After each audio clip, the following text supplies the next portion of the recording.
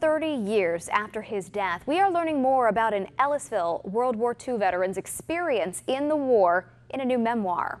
Basil Red left 2 manuscripts with his best friend, but with no instructions about what to do with them. Fox 23's Elizabeth Rodale talked to Red's best friend about why he decided that Red's story needed to be told.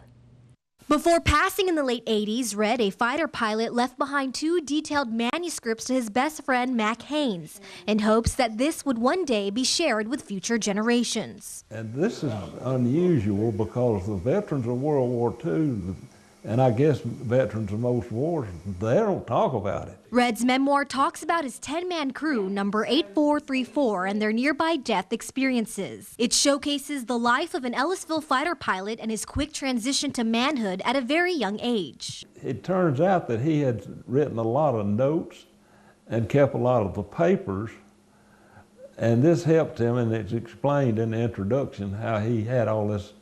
He could remember so much of this from looking at these notes. The memoir is complete with original pictures, maps, and even a presidential citation given from G.C. Marshall, the former Secretary of State.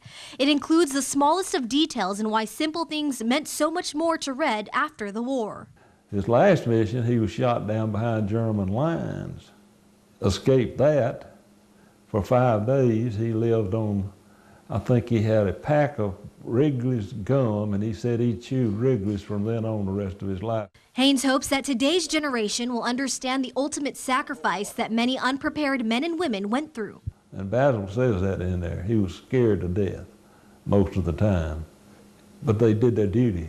All the men like him were heroes.